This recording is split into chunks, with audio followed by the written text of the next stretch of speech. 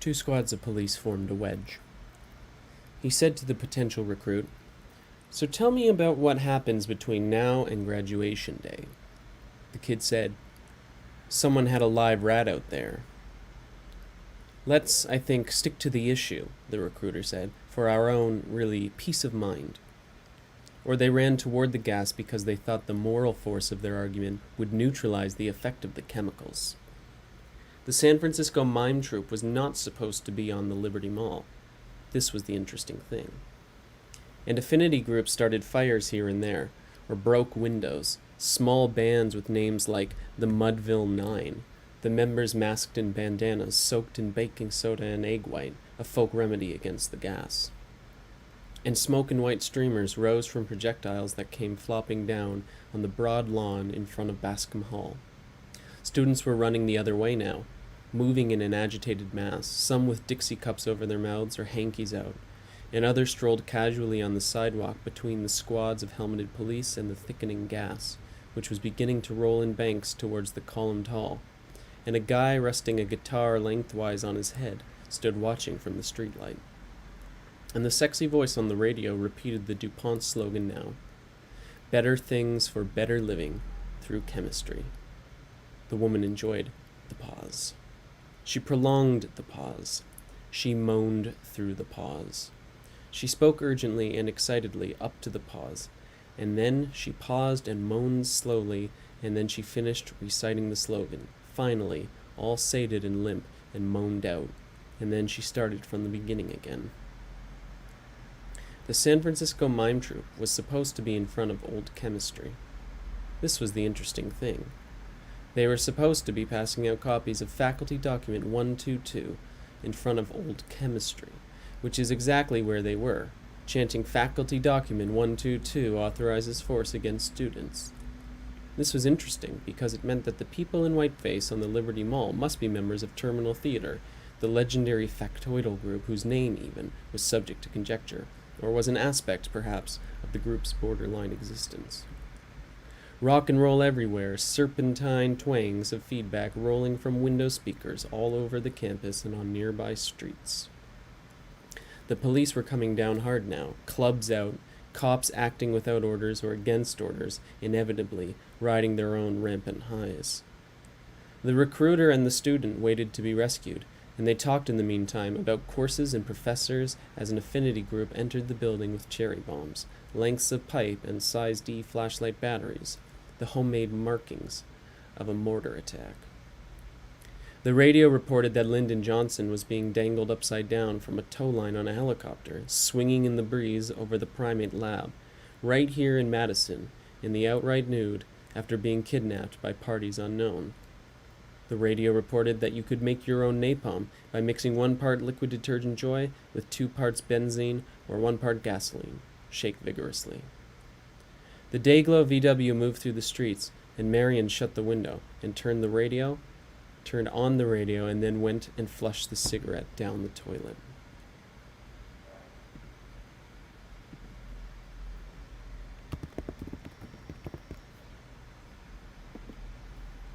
She began to understand that someone or some group had taken over the radio, and as the day waned, a man recited instructions for the manufacture of a fertilizer bomb. How to buy the nitrate, cheap, it comes bagged or bulked, from a farm supply store, and how to add the fuel oil, and what to do to ignite the mix. There was an interval of static and a brief silence. Then the radio returned to its normal broadcast mode. What was this? 3 voices chanting liturgically, a priest reciting the same line over and over, and 2 altar boys delivering fixed responses. Better things for better living through chemistry. Better things for better living through chemistry. Better things for better living through chemistry. She turned off the radio. Then her father came home and was filled in by her mother, and they all sat down to dinner with the poached bass and the baby's breath, and her father said, "What is he?" Marion thought this was funny, and maybe her father did too, a little. What could she say? She could say what he wasn't. This would take a fair amount of time.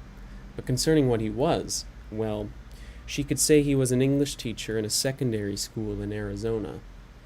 But she couldn't say a whole lot more, because there wasn't much he'd told her. Her mother talked about the broken bones of the demonstrators, the students with head wounds, clubbed, gassed, bleeding.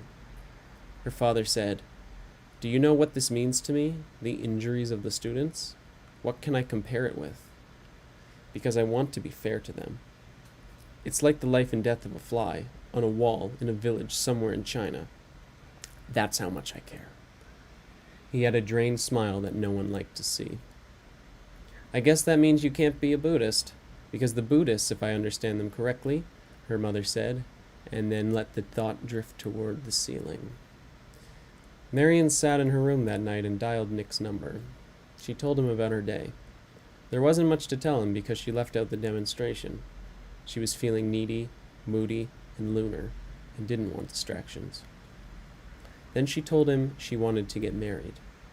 She wanted to marry him and live with him, anywhere, wherever he wanted, and not have kids and not have friends and never go to dinner with her parents.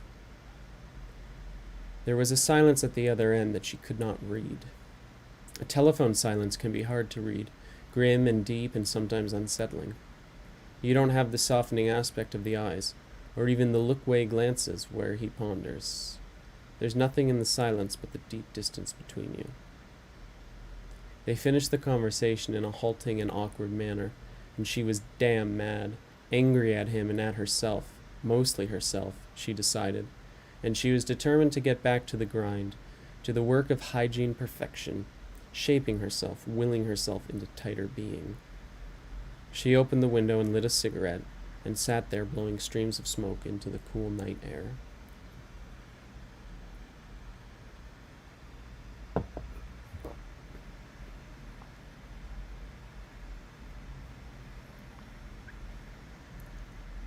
February 6, 1953.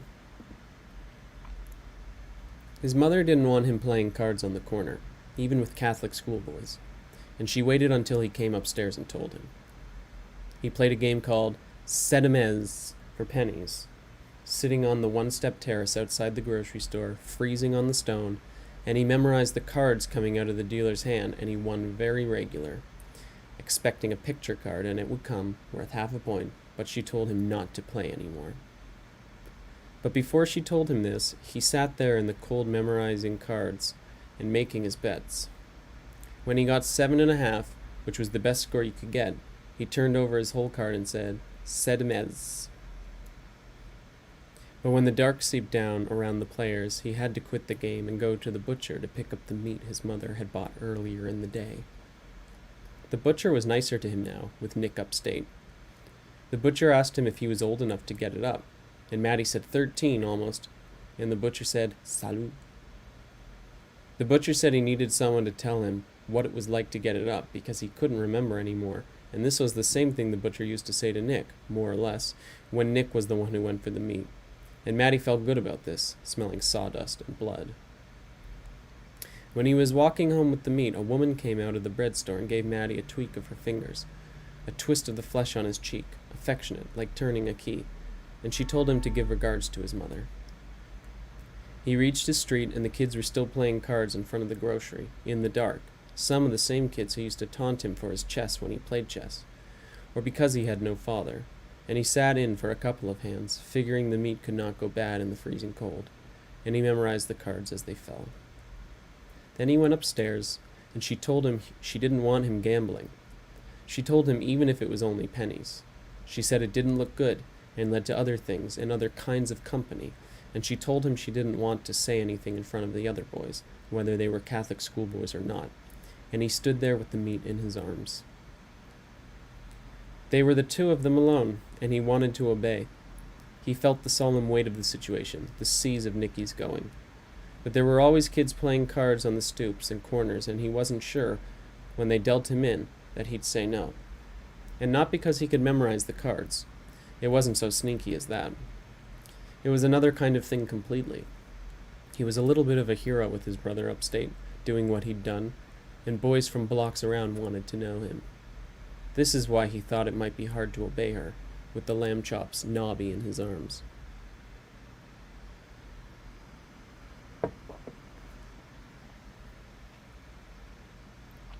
December 1st, 1969. You can't fight a war without acronyms. This is a fact of modern combat, according to Louis T. Baker. And where do these compressed words come from? They come from remote levels of development, from technicians and bombheads in their computer universe. Storky, bespectacled men who deal with systems so layered and many connected that the ensuing arrays of words must be atomized and redesigned, made spare and letters sleek. But acronyms also come from the ranks, don't they, at least occasionally? Look at old Lewis strapped and cramped in his aft-facing ejection seat in the lower deck of the forward fuselage, going through the checklist. And the crews in alert barracks worldwide, waiting for the klaxons to sound. And the guys on the line who load the ordnance and juice the engines. These are the men who feel an armpit intimacy with the weapons systems they maintain and fly. This gives their acronyms a certain funky something. And this is why the high-altitude bomber sitting on the ramp out there, crew of 6 including Lewis, a great, massive, swept-winged, and soon-to-soar B-52, this aircraft is known as a BUFF to tens of thousands of men throughout the command, for big, ugly, fat fuck. In the cockpit, the pilot and co-pilot hacked their watches for the second time. The crewmen at their separate stations went through the standard 100-headed procedure. The gunner floating alone in the tail turret at the end of the crawlway. The EW officer shoehorned into a cubicle at the rear of the upper deck. And down in the squat black hole, Louis Baker let a yawn come rolling out and looked at the panels, switches and monitors that encased him in a more or less total monopoly of avionic jargon, and he half nudged the navigator pressed in next to him. "Chuckman, I find myself in a very pussy-minded mood today." "Hell of a time to be thinking such thoughts." "I don't think no thoughts, they just come." "Being we're strapped in this tube for the next..." "That's the fucked up beauty of the thing. How thoughts just come, of and by themselves. Not counting debrief. 12 hours, Lewisman." In other words, you're saying, hold that thought, Lewis said. "Put it on the back burner." "Exactly. First we bombed them. Then we fucked them," said the navigator. Whatever the bluntness of the acronym, there is nothing ugly about the nose art that adorned the area of the fuselage just aft of the cockpit windows. A tall, young, leggy blonde, a cheerleader type in a skimpy skirt and halter, with hands on hips and feet apart, and a dare-me look on her face. She wants to be sexy but isn't sure she knows how. Very girl next door-ish. And her name painted in script just above the line of mission symbols that numbered 38. Long, tall Sally. The pilot taxied to the runway and the tower cleared the plane for takeoff. The co-pilot said, 5, 4, 3. The pilot had the throttles gang-barreled to full-on position. The co-pilot said, 1, 0, rolling. When the plane rumbled past marker 7, for 7,000 feet of runway, the co-pilot said, speaking with a sense of enormous, buffeted mass that caused his teeth to feel uprooted because this is nearly 500,000 pounds of big ugly fat fuckness laboring to lift itself over the marsh grass. The co-pilot said, "Committed." And then the dark body began to loom like some apparition of the mists. Long wings bending the flaps extended and wheels breaking contact, and then the gear coming up, and the smoky spews of trailing black alcohol, and the storm roar shaking the flats. In the hold, the navigator, Charles Wainwright Jr., called Chucky, continued to scan the 88 meters in switches and disconnects, a whole lifetime of indicators clustered in front of him and above him and to one side, the side not occupied by Louis Baker, the radar bombardier. Chucky scanned the switches and harassed his buddy, encouraging marriage to a decent woman with church affiliations. "Don't start in with me," Louis said. "I don't need a wife. I don't need a church. You're the one who needs these things." "I already, Louis, have had a wife, who you didn't appreciate mentally." "I had to go through my awkward phase. I was fishing out some things," Chucky said. The two men had been crewmates since Greenland, flying through Arctic mirages and 50-knot gales. Their current bombing runs were strangely uneventful by comparison, or a different level of reality at any rate, easier to project as a movie. I know what you need, Lewis said. A woman who will be willing to accept your history of screw-ups. You need to unload this stuff on someone who's innocent. You want a sweet young female who was born to understand you, like the sweet thing on the nose of this aircraft. Lewis said sweet thing in a scornful black voice. Since Lewis was a scornful black, this was not surprising. Sweet thing. Not that he didn't have a spiritual side that Chucky responded to. You only had to listen to his stories of the early A-tests over Nevada. Stories he'd told dozens of times through the years in a lonely barracks in Greenland, Goose Bay, and a number of remote SAC bases in the continental U.S. I don't think you ought to deride. Deride. That's nice, Lewis said. I'd rather deride her than ride her. Tell you the truth, I believe she's too skinny for my taste. Plus, she's been misnamed. What's that supposed to mean? I get so tired educating these boys. What's it mean, Lewis? Misnamed. Long, Tall Sally. From the song of the same title? At least he knows that much. Heavens above. You think I don't know Little Richard and his ow wow wow wow? This boy worth saving, Lewis said, but the point being, used to hide his records from my parents. Oh, baby, woo, baby, I was 13 years old. This old Negro is touched, Chuckman. But the point I'm making is that the long, tall Sally in the song and the long, tall Sally they painted on our nose are not one and the same female of the species. Why not? Check her out. She's long, she's tall, she's got great legs, and she looks like me, like her name could be Sally. Woo. We're gonna have some fun tonight. Gonna have some fun tonight. That's exactly right, Lewis said. Only the Sally and Little Richard's number ain't gonna be seen in no car and no drive-in movie doing a little necking with a youth like yourself. Why not? Chucky said. Because she black and she bad. Chucky studied his radar scope and recomputed the aircraft's path over a couple of thousand miles of sea curve and Mango Atoll. What do you mean she black? Because the song has a plot that somehow got lost in the wooing and weeing. This song's been around 13, 14, 15 years, maybe? More or less, Lewis said. And in all these years, I'm not aware of anybody coming forth with a correction to the skin color of the title character, okay? On the intercom, the pilot said conversationally, I wonder if that's Manila down there. Sure looks pretty, Nav. This was an unfunny dig at the windowless pair in the lower deck, who not only lacked a skyscape, but sat facing backwards, and not only sat facing backwards, but would be forced to eject downwards if nicked by an enemy SAM. Another sinister acronym designed to kill. Pilot, this is Nav, Chucky said. And he fine-tuned his scope and requested a minimal turn, aligning the plane's actual path with the track he'd plotted earlier. Then he said, Lewis, this girl out there is good luck for us. Nearly 40 missions without a major incident. Don't abuse her goodwill. She's Long Tall Sally, the one and only. When Lewis became agitated, he used a staccato patter, a kind of hyper-drawl with elements of falsetto peak that he strung throughout a master pitch. Song say, you have any idea what the song say? This woman in an alley.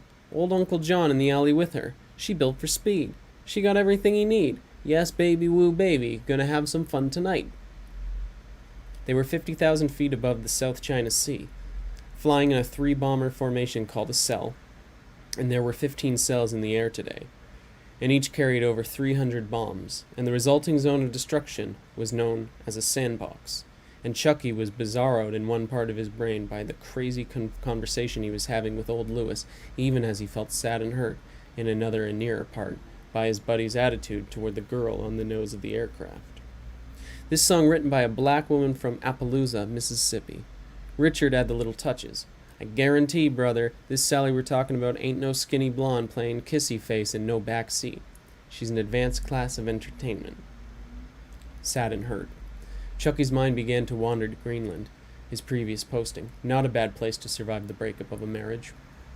His human discontents were muted in the icy mists, and the whole blowing other world of whiteouts and radio disruptions and unrelenting winds and total cold and objects that did not cast shadows and numerous freak readings on compasses and radar scopes and the BUFF that crashed on an ice sheet with live nukes aboard anomalies of the sky, of the eye, the mind, the systems themselves, and the experience made him sense the ghost spume of some higher hippie consciousness. Or maybe Greenland was just a delicate piece of wargaming played in a well-heated room in some defense institute with hazelnut coffee and croissants. Lewis was conversing with the pilot in bomb speak, which must mean it was time for Chucky to pay attention. Once divorced, twice expelled from school, once fled from same, many times estranged from parents, thrice charged with petty larceny, once emergency roomed for a barbiturate overdose, once experimentally wrist slashed, many times a vomit on the pavement outside a bar. The shoplifting charge is expunged from the record thanks to influential friends of Dad. Little Richard's mostly for white people anyway, he muttered to Lewis. A long towel Sally's black, just so you don't forget it.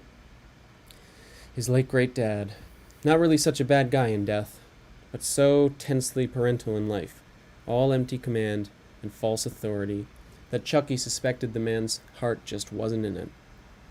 No, he didn't blame his parents for everything that had gone wrong. Chucky was misery enough on his own recognizance, but he couldn't think of his father without regretting the loss of the one thing he'd wanted to maintain between them. That was the baseball his dad had given him as a trust, a gift, a peace offering, a form of desperate love, and a spiritual hand-me-down. The ball he'd more or less lost, or his wife had snatched when they split, or he'd accidentally dumped with the household trash. One of those distracted events that seemed to mark the inner nature of the age. Next to him, Lewis sat in his station with his bomb release mode, and his master bomb control panel, and his bombing data indicator, and his urinal, and his hot cup. Everything you'd want for a fulfilling life in the sky. Lewis said, "Pilot, this is Mad Bomber. We'll release in rapid sequence. 120 seconds to drop." Bobby Thompson and Ralph Branca meant nothing to Chucky. Vague names from his unstable childhood. The memory of the baseball itself, the night of the baseball, vague and unstable and dim. Lewis spoke through a teary-eyed yawn. "Pilot, come right 3 degrees. Hold. Bomb doors open. Check. 60 seconds to drop." So many missions, all those indistinguishable bombs. Chucky used to love these bomb runs, but not anymore. He used to feel a bitter and sado sort of grudge pleasure, getting even for his life, taking it out on the landscape and the indigenous population. He'd been a proud part of a bomb wing that was dropping millions of tons of ordnance off the racks and out of the bays. The bombs fluttered down on the NVA and the ARVN alike, because if the troops on both sides pretty much resemble each other, and if their acronyms contain pretty much the same letters, you have to bomb both sides to get satisfactory results. The bombs also fell on the Viet Cong, the Viet Minh, the French, the Laotians, the Cambodians, the Pathet Lao, the Khmer Rouge, the Montagnards, the Hmong, the Maoists, the Taoists, the Buddhists, the monks, the nuns, the rice farmers, the pig farmers, the student protesters, and war resistors and flower people, the Chicago 7, the Chicago 8, the Cantonsville 9. They were all pretty much the enemy. Lewis droned on. "Steady, steady, steady. On auto now. Tone audible. 10 seconds. 9, 8, 7. 500 pounders on this run, sleek and effete. 108 of them at Lewis's drowsy touch, aimed at the Ho Chi Minh Trail. A mission based on the bullshit readings of image interpreters who spend their days and nights scrutinizing the itty-bitty blurs on nearly identical frames of retcon film that unfurl endlessly across their eyeballs, more or less, Chucky thought, the way the bombs drop endlessly from the B-52s. Lewis droned on. 6, 5, 4. And Chucky thought of the ballad of Louis Bakey, a tale the bombardier never tired of telling, and the navigator never wanted to come to an end, because it was like a great Negro spiritual that makes your whole face tingle with reverence and awe. How Lewis came strutting out of bombardier school and finds himself crewing on a B-52 at 26,000 feet over the Nevada test site, simulating the release of a 50-kiloton nuclear bomb. Simulating, mind you, while an actual device of this exact magnitude is meanwhile being detonated from the shot tower directly beneath the aircraft. The idea being, let's see how the aircraft and crew react, metal-wise and body-wise, to the flash, the blast, the shock, the spectacle, and so on. And if they come through it more or less intact, maybe we'll let them drop their own bomb someday. Whole planes blacked out, windows shielded by curtain pads covered with Reynolds wrap. Crew holding pillows over eyes, little nylon pillows that smelled to Lewis intriguingly like a woman's underthings. A volunteer medic sits in a spare seat with 5 inches of string hanging out of his mouth and a tea bag tag at the end of it. He has swallowed the rest of the string, which holds an X-ray plate coated with aluminum jelly, dangling somewhere below the esophagus, to measure the radiation passing through his body. Lewis does his phony countdown and waits for the flash. A strong and immortal young man on a noble mission. 3, 2, 1. Then the world lights up. A glow enters the body that's like the touch of God, and Lewis can see the bones in his hands through his closed eyes, through the thick pillow he's got jammed in his face. I move my head. There's whole skeletons dancing in the flash. The navigator, the instructor navigator, the sad-ass gunner. We are dead man flying. I thought, Lord God Jesus, I swear to Jesus I thought this was heaven. Sweat is rolling down my face, and there's smoke coming off the circuit breakers, and the detonation's blowing us thousands of feet up against our best intentions. I thought I was flying right through Judgment Day with some woman's nylon breast plumped up in my face. And when the shockwave hit, we got pummeled up another 2,000 feet, this big tonnage aircraft acting like a leaf on a blowy night. And I kept seeing the flying dead through closed eyes. Skeleton men with knee bone connected to thigh bone. I hear the word of the Lord. And I thought, because, being a black man, I would be harder to see through. But I saw right through my skin to my bones. This flash too bright to make racial niceties. All the same in God's eyes, so let that be a lesson. And the medic with the string hanging out of his mouth and his hands on the tea bag so he won't swallow it. And I can see the X-ray plate through his skin, bones, ribs, and whatnot, and it's glowing like a sunrise on the desert. When it is safe to withdraw the pillow and open his eyes, Lewis opens his eyes and puts down the pillow and makes his way to the cockpit and helps the co-pilot remove the thermal curtains, and there it is, alive and white above them, the mushroom cloud, and it is boiling and talking and crackling like some almighty piss-all vision. My eyes went big and stayed that way, and ain't ever really closed, because I seen what I seen. That thing's so big and wide and high above us, and it was popping and heaving like nothing on this earth. And we flew right past the stem, and it's rushing and whooshing and talking. It's pushing the cloud right up into the stratosphere. Thigh bone connected to the hip bone. In a few years I lost my handwriting skills. Can't write my name without wobbles and skips. I pee in slow motion now, and my left eye sees things that belong to my right.